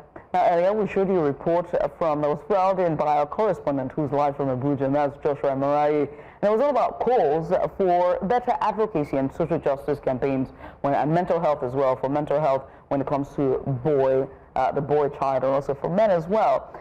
In this dispensation that we live in, this contemporary time that we're living, I think that more attention needs to be given to the boy child, and not that they are overlooked in some sense. It's just that social conditioning has made them the way they are, or should I say, yeah, social conditioning. Hence why it's very important that we sound the alarm on the boy and boy child, and of course the men. And I'm sure you'd agree with me, Dashin. Or social conditioning in society. It's all the same. And you know, while the report was actually going on, there's so many myths that the boy child has actually, the men have actually grown up to believe. They're not meant to cry, they're not meant to be expressive, you know, because they're men, so they should, you know, chest up, man up, and take in whatever society throws at them. Right. And I'm here to say that it is totally wrong, because just imagine the number of, you know, mental cases that actually, you know, that the men are actually going through right now. Do you understand? Right. They're going through so much, but because they've been brought up, you know, to keep everything hidden, you do not know, and they do not get appreciated. I also heard a woman say that it's time that they focus so much on the girls, so it's time to for the boy child. And I said, it doesn't mean that you should ignore the girl child as well. It is very, very important for you to be able to train both of them up, you know, in a way that, in a manner that is befitting. Yes. But do not ignore the boy child. One gender for the other. One gender, you know, for the other. I also think that this also is very telling on the men as well. Yeah. I think that the reason why there's so much focus on the women is because of the concerted efforts by women. Yeah. Women are for women. There are older women who are creating platforms for younger women, older women who are stepping up to mentor, older women who are stepping up to tell their stories for the young girls. There are people who are creating safe spaces for these girls as well. It's not the same for the boys. It is not, and that's you know, men these days, you know, crying for attention in different ways. Yeah, and that's also why you see the proliferation of red pill as well, where you see the red pill movement on social media, where there is more and more men who are disrespectful, who have this warped and misconceptions about who men should be and who a man should be, right? And they have left the training or the coming of age training of men to the internet and social media influencers and live streamers and podcasters and rappers, you know, and influencers. They have left the raising of these boys to social media. I mean, your twin is a man, all right? Yeah. I wonder how that is like for you. I mean, I look at my siblings from the lens of not just an older sister, but also a mother as well. Yeah. And I grieve when they were much younger. I really grieve it because when they were much younger, they were more malleable, you know. Yeah, now they are just hot-headed and we're always fighting. Even now, I think I'm more hot-headed than my twin. Yeah, he's very receptive and he's very empathetic and all that. I am as well. Yeah, of course you are. But for a man, you would not find, so much of those qualities in a man. Oh, that's in any cute. Man. So, it's actually... Yeah, we should get him a wife very quickly before the world changes. Definitely. So, it reminds me of a video that I saw, somebody doing a vox pop, and he was asking women, he asked one particular lady, and he was like, men do everything, who are the ones who suffer more, who are the ones who do most of the jobs and all that. So, she was like, men. And he was like, so why do they say that women are the ones who actually suffer more? And she was like, if men go to work, if men are the providers, men are the protectors, men are meant to be everything, who made the system that way? Who made the system that way? Thank you. It's one question that needs to be asked. And that's why I always say that the adults, the men, should step up for the younger boys. You cannot say that the system fails when the system itself was set up for you, by you, and the entire, society is a social construct, and who constructed it? It was the men. So you have to understand, and that's why I would always say that when they keep saying, there should be equity, gender equality, gender equity, and it shouldn't just be tilted to one side in terms of females, but also male as well, I always say then the men should step up. The men should be good examples. The men should start to talk to the younger boys. The men should start to create safe spaces for the boys as well, because every women initiative, it's always led by women. Yeah, for the guys, it is actually hard to come by. It's hard to come by, except it's in church, right? And we know that that's been very predatory in some sense, right? And so I would always say this, and again, over and over again, that we need women, or rather we need men to step up to the plate to show, vulnerability, to show example, and most importantly, to hold spaces for these men and mentor them. Because guess what? Men, your daughters are going to marry these young boys. Exactly. And if you're not worried, then that says a lot about you as a father. There's another video on Father's Day where most men were asked, would you want your daughter to marry someone like you? They always say no. They all said no. They always, listen. All said no. Look, I got a lot of friends who are like, and it takes one child, it's always the girl, to wake them up out of their subconscious, and then they realize they are horrible, you know what I mean? They're just, and it really just push them out. And when I ask them, and they'll be like, look, Judith, I gotta be honest with you, it really takes a lot of time. So again, once again, as always, I always say, if you want equity for the genders, the men have to do the job. Exactly, and men were actually made to believe that, as soon as they're pushed out, society was made for them, so it's automatic. You understand? They do not need to be trained. Whatever comes, whatever they see, it was made for them, so they just move with the flow. This is not how it should be. Yeah, sure how it should be indeed. Let's go to a short break, shall we? When we return, there's plenty more. This time we'll sheath our swords for the men for now. But after the break, stay with us. All right, welcome back, and thank you for staying with us on Breakfast Extra. And just like we said, yesterday was International Day of the Boy Child. And today we'll be taking a look at a conversation, about the emotional, mental well-being of boys and young men in Nigeria. Because for a really, really long time, society has actually told men to bottle up their emotions and also, be strong. But that mindset is actually proven really, really costly because there's been rising cases of substance abuse, violence, incarceration, and also suicide among young men. This is actually forcing a lot of people to rethink. Yes, indeed. And so now advocates, faith leaders, mental health professionals, and even social justice campaigners are coming together to say boys need help too.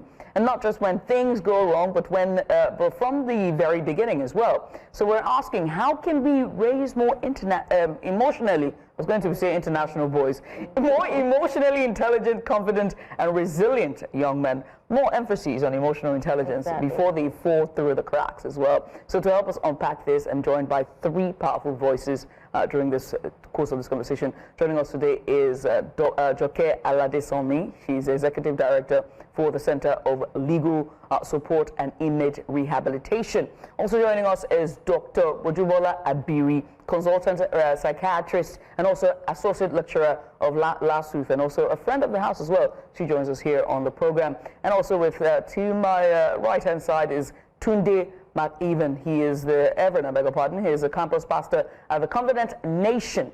Gentlemen and ladies. McIver, there we go. Gentlemen and ladies, thank you so much for joining us. We appreciate you for coming on. Thank you. So much to unpack. Let me unsheath my sword because I've got a lot to say about this situation. Earlier, before you guys came in, I was telling Dash in here that I grieve my brothers. Even though they're now adults, young adults in some sense. Oh, there's one that is in his 30s, sorry. What's your chat to me, a young adult, you know. He's married with kid, but yeah, you're still a young adult as far as I'm concerned. But I grieve when they were much younger, you know what I mean? And now they're older, there's a hot-headedness, there's a stubbornness, and I don't understand what that is. And so I have to ask the question.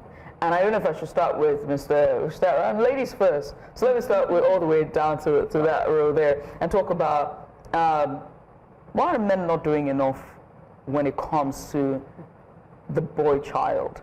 Why are the men not stepping up to the plate and creating safe spaces and being better role models for that? Well, I think we have to really trace it back to, you know, the expectations. In terms of what the society has constantly demands from boys and men eventually.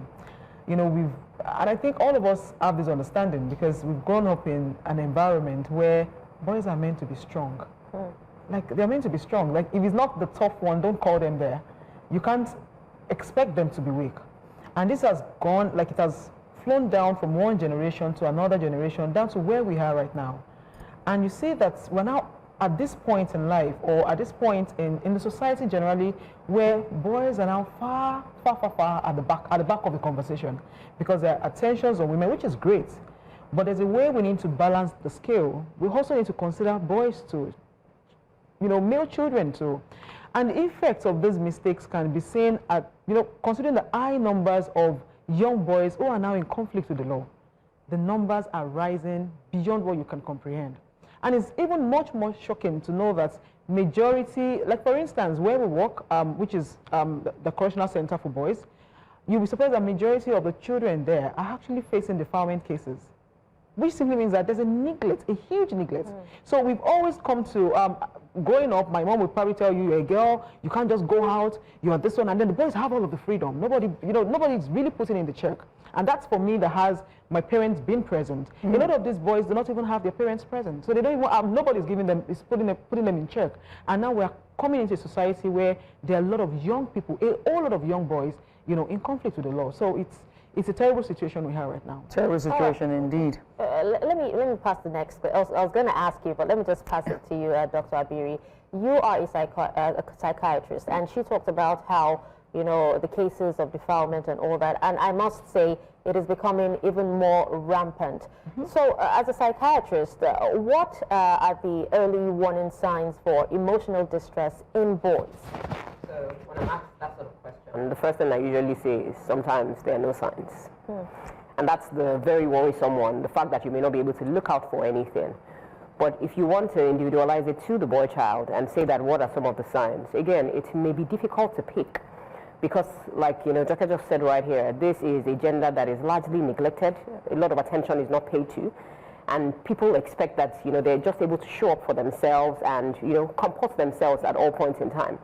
However, depending on the child that you have, which is why the emphasis is always on be present, be aware, be friends with your children, know what is going on. You'd find out that in a large number of households, and many times you may not be able to blame the parents all the way. You'd find that parents are not even available. A lot of parents wake up, you know, have to leave the houses at about 5, leave the children in the care of, you know, house helps, nannies, drivers, security guards, who unfortunately introduce a lot of, you know, negative vices to these children. And parents are not available even on weekends sometimes because, you know, you're busy chasing the paper. And so sometimes, what can you look out for? If it's a child that you know, then you know what the pattern of that child is. Unfortunately, if it's a child that you don't know, you may miss the you may miss the early signs of emotional distress. So for instance, again, because we have normalized things like, you know, societally, we've normalized things like, oh, boys don't cry, oh, suck it in, oh, you're a man, you should.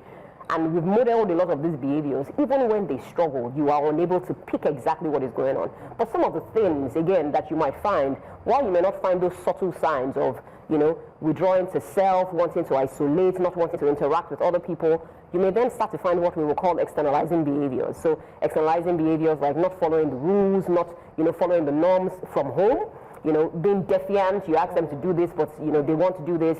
You get a lot of calls from school about how, you know, they're problematic. And many times, all of these behaviors are actually a cry for help with these boys. Again, it may be dismissed as normal boy behavior. Yeah, normal boy behavior or general stubbornness. And so it would, you know, fall through, the children are likely to fall through the cracks. And so externalizing behaviors that you may now start to see are, especially in adolescence, when they're trying to form what we know as identity, or the identity versus role confusion. What you then find is that they are in gangs, or, you know, gangs that are questionable. Like, who are your friends? You find children starting to experiment with substances of abuse. You find children having a general disregard, you know, for the opposite gender. I remember, you know, speaking with a couple of children a few weeks ago, and I referred to a scene on social media where a girl had been physically assaulted by a boy in her class, and everybody else just stood and they were applauding. And when I asked this young boy to describe what he had seen, you know, he was describing it extremely gleefully.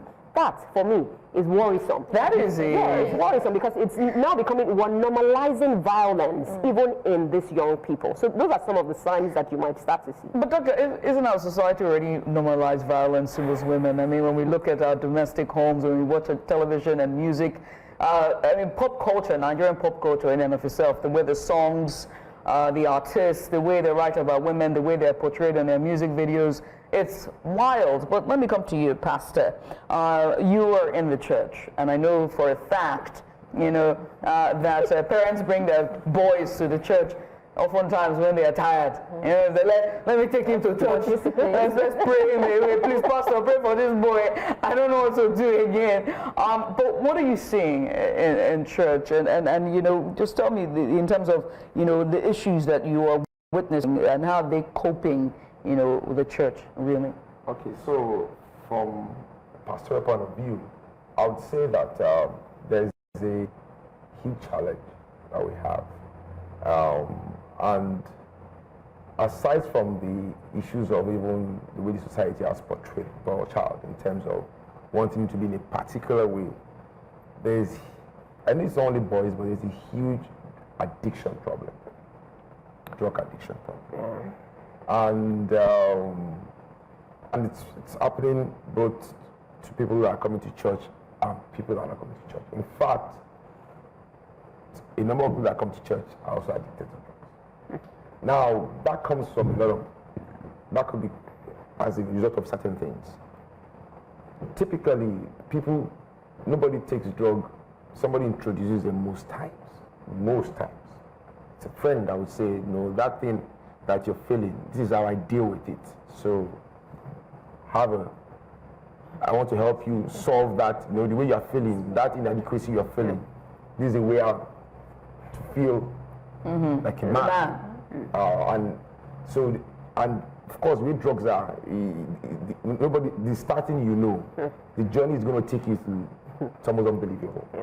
So that's one. But aside that, I think that what I see is that, so even when most times it's the mothers that bring them. So that's also a problem. Thank you. That's another why is it the mother's problem? Do you get? Why is the mother the one having to bring these issues up? Where is the father on this boy? Well, considering that the fathers should be the ones who even understand the boys better. I remember what I said earlier before they came on? It's always the men. I will always say this to, I don't know, maybe till the skies come falling down, that it has to be the men. Because the men understand the puberty journey. And they understand the psyche and the mindset of a boy better than a woman will ever be, because they have walked those shoes. And again, I will always ask, why are men not championing the cause of the boy child? Women are doing it when it comes to the girl child. We've seen WIMBIs, we've seen all kinds of organizations who have come out and be the fore. They have mentored women, who come from entry level. There are mentorship programs that are being championed by women. There are spaces for women who are going through sexual abuse, so much safe spaces, but never men. Why, Pastor? Okay, so what I would say is that it's not a good thing. And even while I'm trying to prefer solutions for these issues, because I'm dealing with another gender, the solution I'm providing, she's not able to keep to the terms of it. She brings the boy, he's addicted. He wants him to change today. To stop taking the mother's drugs. love now. Exactly. Any small mistake he She makes, wants a miracle. she calls me. But if you're dealing with a father, you can explain the logic behind the process within which this thing will take. These are the things you will have to do. That even when he's acting contrary, don't react. Do this, do this. It's very difficult to do that with a woman. Not because she's bad. How women are. The emotions. So she's emotionally responding sometimes to the point of beating the boy. And I'm saying this boy is addicted. He doesn't even know how to come out of addiction. So when you are beating him, you are worsening the situation because he's now even feeling worse about himself. I'm upsetting my mother, but I don't want to upset her. I'm struggling with an addiction. But if you're dealing with a man and you explain the process, you can logically understand that, okay, this process requires time. There are things we have to do over a period of time to win this boy from it. So I'm not going to be reacting to what he's doing. I'm going to be following the instructions I've been given to get him out of the cycle. It's not impossible with a woman, but it's a lot more difficult because she just wants this boy to change. Like, it's a mother's love. It's a mother's love, right? I mean, I say it every single time that I grieve that younger years, I want them back. That tenderness, now they're all close up and shut off. There's this wall, and you can see the seal between. As like you're trying to penetrate and get in, it's like, it's just there. You can't help it. But again, where are the fathers? Where are the men? So the men are here. At least I'm here. I have to say myself that I'm here, and this is. So I'll give an example. I have 2 kids. So I have a son who's the younger one, and the only way to raise a confident child is that the father has to be present. It is very difficult. I was lucky because my father was not present. He's late now, present memory, but was not present. May so rest in peace. But I would say that I learned the things that I learned about being a man from church. That means the only person that taught what was wrong and right was my pastor. So I was lucky enough not to have listened to somebody else before I met him. All right. So let me come to you, Ejike. Now, your work, highlights an intersection between justice and healing, and I'm all for healing, by the way. So, do you think that our justice system is actually equipped enough to address some of the trauma that these boys actually go through, especially in juvenile delinquency situations? I would say an outright no. Try. I would say that the system is still very focused on punitive measures. Thus, you've made a mistake, you should pay for it. While I'm not here talking about what the provisions of the law, we also need to understand that there is so much of criminal acts that goes beyond just the act itself. And for instance, for young people, so we work with not just juveniles, even those in the adult prisons as well. But for the purpose of this conversation, right? From our interactions with the boys, you can see that a lot of them got into the problem they got into because there was just no guidance. They would or they could have turned out better. Now you have a situation where a boy child of 13 years old is accused or arrested for defiling a girl child of 8 years old. Mind you, they are both minors. No matter how you want to look at it, they are both minors. The boy child is arrested and locked up in prison. Of course, the girl child is not there. And that's not the area of the conversation. But for me, beyond the fact that we want to keep this boy in the correctional facility, are we also asking questions about what is happening? When you're seeing a 9-year-old boy raping another person, it goes beyond the heart.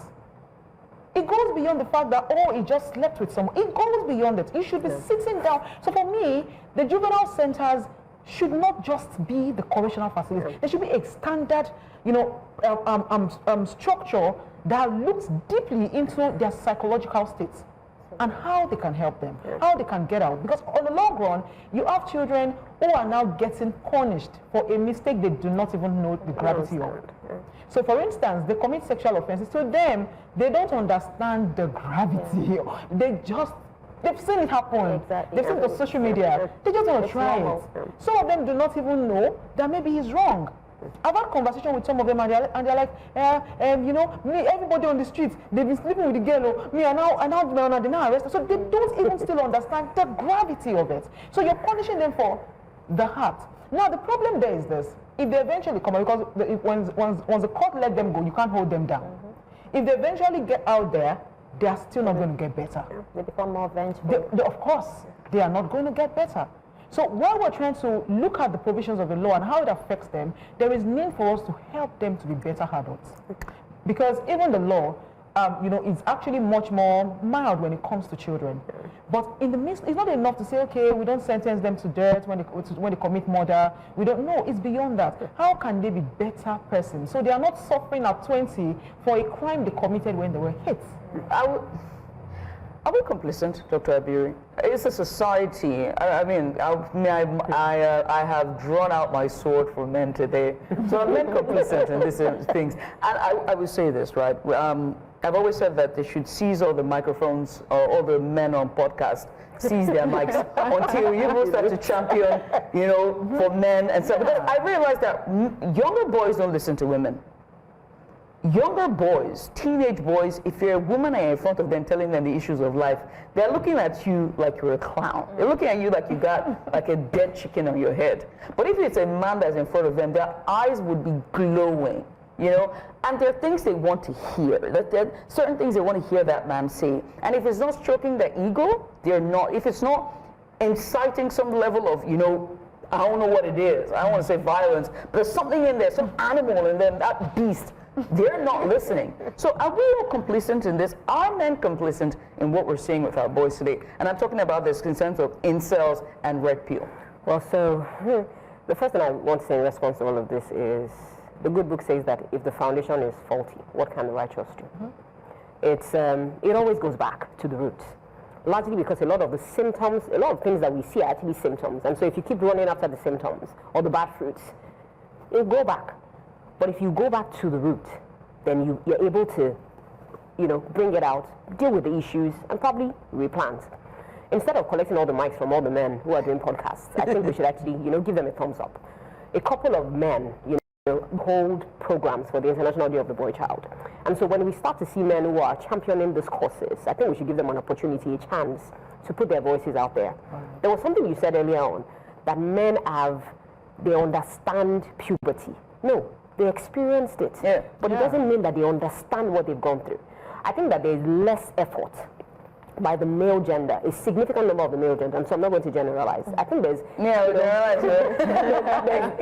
lesser effort as compared with women to find out what is growth for me, what is puberty, what is going on. You'd find that women are quite inquisitive, in spite of the fact that a lot of women are emotional, and yes, a lot of our reasoning is emotional. You'd also find that quite a number of women are logical, which is why men are logical. And technical as well. That's why they go dig. I want it for them. You know what I mean? I don't know what I'm saying. So they marry for wealth. It's practical. It takes a lot of logic to that. This is a little bit of like, you know, tactics to do that. Say I'm going after a rich man. Don't do it as if you can get this right. You know what I mean? It feels like it's in a girl stuff. But the honest truth is, you know, at the end of the day, whether women have emotional minds or men have logical minds, the best sort of minds to have is the wise mind. A mind that is inquisitive, hungry for knowledge, a mind that finds something and not just understands that knowledge, but what is the right application of that knowledge. A lot of the things that we see today will continue to happen, largely because, like you said, modeling is a huge form of learning. Children, especially young boys, look up to their fathers. They see them as, models. They see them as people they want to be like. They see them as people that, this is it for me. And if there's no mentor, which is something I think is extremely important that we need to start doing. If women, for instance, find that their partners are present but not available. You can be present but you're not available. You're emotionally available for that child. We also need to start, paying attention to the things that our children watch. What is informing their decisions? You'd find that a lot of teenagers now, you're asking them, so what do you like? What kind of music? They're saying K-drama, K-pop. We're in Nigeria, but they're being influenced by, all of that goes on. So again, we need to pay attention to the things that are influencing them. We need to pay attention to the things that interest them. But one major thing that I find is that if you don't find those things at home, because a lot of the problems at home, if you see a large percentage of the children that we see at the correctional centers, for instance, are children who have gone through what we call adverse childhood experiences. A parent using substance, or both parents using substance, or coming from a dysfunctional home setting, or the partner, or one parent is in the legal system, or children who have seen domestic violence from a very young age. So there's a lot that we may not be able to change, but there's a lot that we can start to put in place to ensure that the trajectory. Sorry, just in a few minutes, I want to ask Pastor, which is the main question that I thought you were going to ask him at first. As someone who is a man, someone who has experienced being a boy, someone who has moved around with other men, and someone who is raising a son at the moment. How can we raise emotionally intelligent boys? Very good question. So, the Bible, Proverbs 22:6 says that raise a child in the way he should go. And when he grows up, he will depart from it. The foundation for solving this is how you raise the child. Now, one of the things that I do deliberately, so there are what they call learning moments. When you're raising children. So those moments are very important. So when my son does something, because children, for instance, they go to school, you don't know where the other children from school are coming from. So you pick up things from... I was going to get there. You can train your child properly, and the child goes to school and picks up something. So when my son comes back home and does something, there's something, we have never done that kind of thing in the house. When he does it, I'll call him. I'll say, have you ever seen me do this to your mom? Have you ever seen me do this in this house? When I tell him, he keeps quiet. I say, whatever you don't see us do in this house, please don't bring it here. I'll give you an example. Something happened was yesterday. Boys, I don't know, I'm a psychologist, probably your parents understand it, but my son struggles to listen to our elder sister. What did I say here? Always say, you can't tell me what to do. I don't want to say she's your sister, you have to listen to her. However, she did something yesterday. I don't know what happened. I don't know what the other sister did. And he called the other sister a bastard. Wow. Wow. Now, I'm a pastor. In my house, in the morning, they're eating breakfast, and my son calls sister. So what's the age gap? He's 6, the elder sister is 9. 3 years. 3 years. 3 years. And he says, Pastor, I've never beaten my son physically. I knew that this one, I have to make sure that when you remember, it comes to the memory. He was going to school. I told him, get up from the dining table, kneel down. I brought out my belt because I could not, because that is he didn't get it from the house. Obviously, somebody in school calls him a bastard. Obviously. And that was the learning. I wanted to remove that sting of that thing from him forever. So I knelt, I beat him well. He cried. And I said, will you ever do this again? He said, Daddy, I will. Because I've never beaten him before. Wait until you get to teenagers. Because, look, I wish you have enough time. Because wait till you get to teenagers and wait till when he becomes an adult as well. Because that's a conversation. I wish we had enough time because we're out of time. I wish we can get to that point of where we're raising boys to be emotionally intelligent and then they decide to go to either boarding school or university, mingle with them. Because you can do all you can. Check all the boxes. Be right. But it's either social media is there, the lesser demon, or society or friends, or even just a warped individual. Look, my my brothers were raised in the midst of girls, and then all of a sudden now women are an issue. Now God now blessed him with a daughter. You know, I'm like, I love it for you, my man. It's like I'm surrounded with women. I help it. I'm like, well, good luck to you, baby, because you got more girls coming your way. His wife is busy dressing my niece as a boy, hoping to get her. I'm like, too late, because that's a girl. You know what I mean? Like, she's so girly, it's insane. You have more girls coming your way. It's too late. But it's a nice corporal punishment from the fates and heavens, and maybe more girls will be in your life as well. Blessed are among. Even the cookbook says. Yes, very good. Guys, I wish we can continue this conversation. I wish there was enough time. I do hope that you guys come back on so we can continue this conversation when it comes to raising emotionally intelligent boys. And I hope that the conversation doesn't end here as well, that it continues, that we start to have conversations at home, at our workplaces, at the church, our worship places, and also in our clubs and common grounds as well. This is where we draw the curtains. Thank you again, Dr. Biri, Joke Aladisomni, and of course, Pastor as well, Pastor MacIver. Many thanks as well for tuning in. Stick around because there's plenty more. We have about 15 more minutes before we draw the curtain. Stay with us. Share the last 15 minutes. Don't go anywhere. Stay with us. And you're welcome back. Now the conversation continues, but this time we're going to give you your weekly dose of clarity, calm, and conversations to support your mental and physical well-being. Now this morning we are tackling a mysterious and often terrifying sleep phenomenon that many people experience but few understand. It's called sleep paralysis. Have you ever woken up, felt awake but unable to move or even speak? Maybe you felt a weight on your chest, sensed a strange presence in the room, or even thought you were under spiritual attack. You're not alone. In many African communities, sleep paralysis has been attributed to supernatural forces, witchcraft, or midnight attacks. But science has a different explanation. So what's really going on, during those eerie moments between sleep and wakefulness? Joining us to break it all down is Dr. Chris Aboje. He's a psychologist and expert in sleep and anxiety disorders. And we still have Pastor Tunde MacIver with us in the studio to speak about the spiritual angle and the myths that, so many people, so many traditions seem to feel sleep paralysis is all about. Thank you, gentlemen, for being with us. Thank you. Now let's start with the basics, and let me start with you, Dr. Aboje. What exactly is sleep paralysis, and what's happening in the brain and body during an episode of sleep paralysis? Oh, thank you. Thanks for actually, bringing up this conversation because, like you said, it's a very common phenomenon. About 40% of the population would experience sleep paralysis at least once.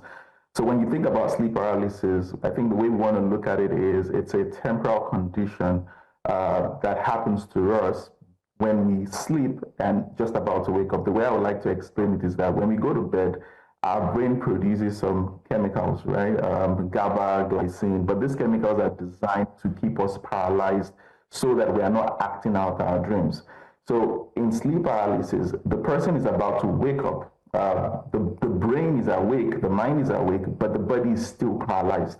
So they experience that situation where it looks like you are conscious of your environment, but you're not able to move your body. And that's basically what sleep paralysis is. It's that intersection between the waking moment and sleep.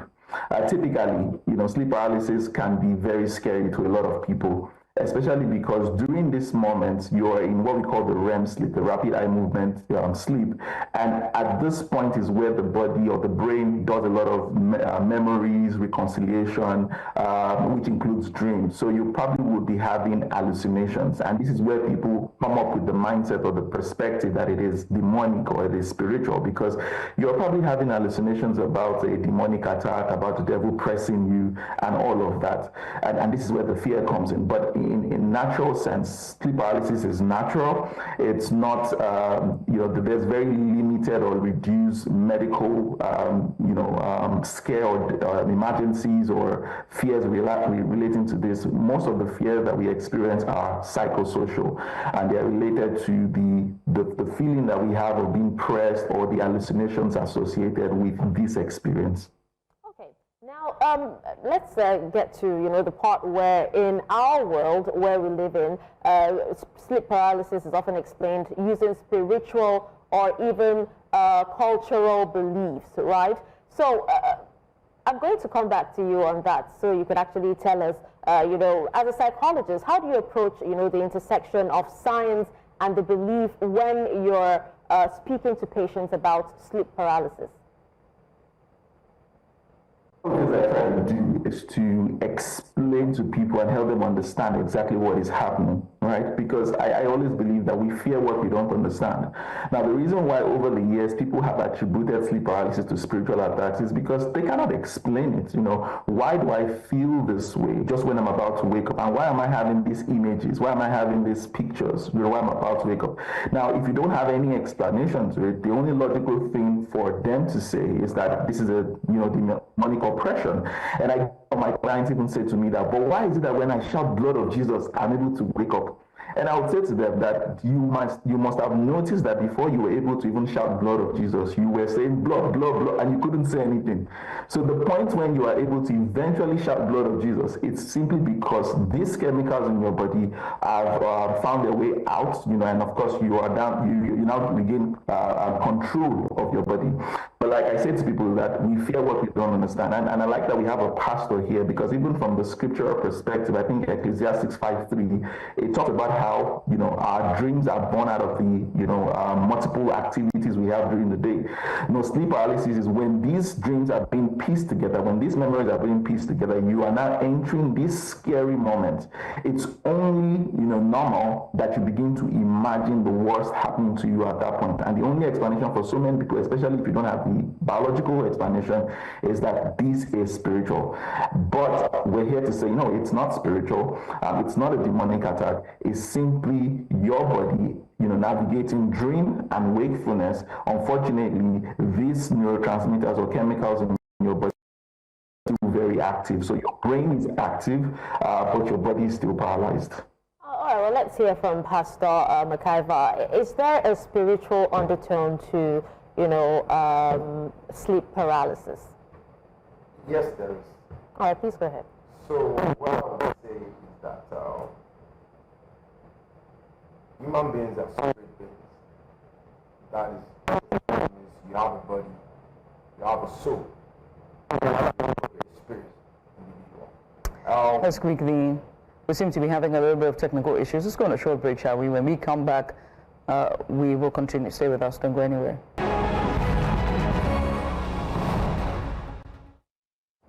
And you're welcome back. Now, earlier we've been talking about sleep paralysis and where we blur the lines between science and spirituality. Our guest today, Pastor Makaiva, was giving us a bit of insight from the spiritual angle. And you're saying that, Pastor, you're saying that it's both that humans are spiritual beings. Continue. So I said humans are spiritual beings. We are a spirit being primarily. That's why when you die, your body just leaves you here. You can't, even when you tell people that this is scientific, there are people that have had these experiences of some unable to wake up and even maybe felt like a scratch, and they wake up and they see a scratch on their body. And then you tell them that is scientific. It's very difficult for them to agree with that because their experience contradicts that. So what I would say is that for my own faith base, I'm a Christian. When I have heightened spiritual experiences, and I'm not sleeping, I'm not sleeping, I prayed for a long period of time. And as I lay on my bed, I have that experience. It could be fatigue. Well, that cannot be explained to me, and I will agree. Because I'm not sleeping. You said sleeping, and I'm waking up, and my body is trying to reset. Mm-hmm. I'm not sleeping. I was just trying to lie down, and then I have a presence, and the presence is trying to prevent me from even getting up. It begins to raise concerns and questions in my mind. I mean, I wish we could continue this conversation, but I do have to say that experience, science or spirituality. I mean, one thing is certain: people have their beliefs. But if you feel like the paralysis is going just beyond the neck, and you wait, I would say Doctor, if I'm wrong, this is going to be a yes or no question. If you feel that you are paralyzed and you can feel everything but you cannot seem to move, the best bet is not to be anxious, but to be patient, breathe through it, and then it will pass. Yes or no? Yes. All right. All right. Well, that's a trick for everyone to try it. All right. But here's where we close the curtain. I must say thank you, Pastor Vakaiva, and also to you, Dr. Agboje, for joining us. Unfortunately, this is where we want to draw the curtains. We're out of time. But thank you, gentlemen, for coming on and just really shedding. I like the balance between the two, spirituality and science. But one thing is certain: if you feel something is wrong, take a moment, pause, breathe, and then try again. What about spiritually? But spiritually, pray. Pray. There we go, pray.